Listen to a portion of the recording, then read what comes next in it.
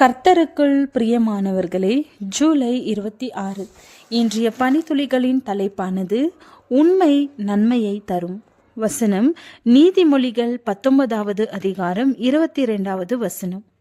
நன்மை செய்ய மனுஷன் கொண்டிருக்கும் ஆசையே தயை, பொய்யனை பார்க்கிலும் தரித்திரனே வாசி. ஒரு கதை ஒன்றை படித்தேன். ஒரு இளம் வாலிபன் மன்னனை கொல்ல கத்தியோடு அரண்மனைக்குள் நுழைந்தான். அவனை படைத்தலைவன் கட்டி மன்னனிடம் கொண்டு வந்தான். அவனிடம் மன்னன், ஏன் என்னை கொல்ல வந்தாய் என்றான். அதற்கு அவன், என் அப்பா உங்கள் படையில் ஒரு இராணுவ வீரர், அவர் உடை இல்லை. இந்நிலையில் உன் எதிரி உன்னை கொன்றால் 100 தங்க காசுக்கு கொடுப்பதாக சொன்னான். எனவே நான் உங்களை கொல்ல சமயம் பார்த்து அரண்மனையில் நுழைந்து மறைந்து கத்தியோடு வந்தேன். என்னை படைத்தலைவன் பிடித்து விட்டான் என்றான். படைத்தலைவன், மன்னா, இவனை கொல்ல வேண்டும். எவ்வளவு தைரியம் இருந்தால் அரண்மனைக்குள் உங்களை கொல்ல வருவான் என்றான். மன்னன் அந்த வாலிபனை பார்த்து, உன்னை கொல்லலாமா என்றான். அதற்கு அவன், நான் ஒரு வீரரின் மகன், மரணத்திற்கு பயப்படவில்லை, கொன்று போடுங்கள், நான் தயார் என்றான்.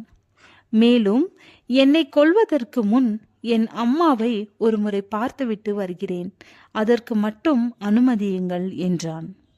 உடனே படைத்தளபதி, வேண்டாம் மன்னா, இவன் தப்பித்து போக பொய் சொல்லுகிறான் என்றான். அதற்கு வாலிபன், நீங்கள் எனக்கு பின்னால் காவலர்களை அனுப்பி கண்காணியுங்கள் என்றான். மன்னன், சரி, போய் உன் தாயை பார்த்துவிட்டு வா என்றான். அவ்வாலிபன் தன் தாயை பார்க்க சென்றான். படைத்தளபதி வீரர்களை அனுப்பி கண்காணிக்கிறேன் என்றான். ஆனால் மன்னன், அவன் திரும்ப வருவான், யாரையும் கண்காணிக்க அனுப்ப வேண்டாம் என்றான்.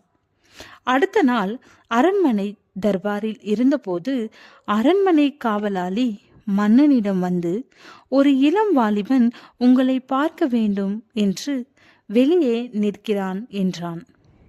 உடனே மன்னன் அழைத்து வா என்றான். வாலிபன் மன்னன் முன் வந்து வணங்கி, மன்னா, நான் வந்து விட்டேன், என்னை கொலை செய்யுங்கள் என்றான். படைத்தளபதி கொல்ல துடித்தான். ஆனால் மன்னன் அவனை அரவணைத்து, உன் தைரியம், உன் நேர்மை என்னை மிகவும் கவர்ந்தது. உன் வீட்டிற்கு தேவையான அனைத்தையும் கொடுக்கிறேன், என் படையில் நீ சேர்ந்து கொள் என்று சொல்லி அவனை கௌரவித்தான். தேவன் நமக்கு திறன்களையும் வாய்ப்புகளையும் கொடுத்திருக்கிறார்.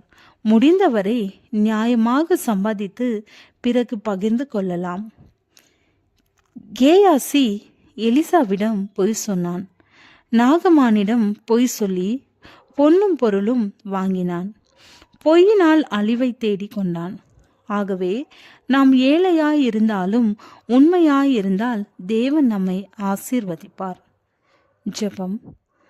பரம தகப்பனே, எந்த சூழ்நிலையிலும் உண்மையாயிருக்க வழி நடத்தும். ஆமேன்.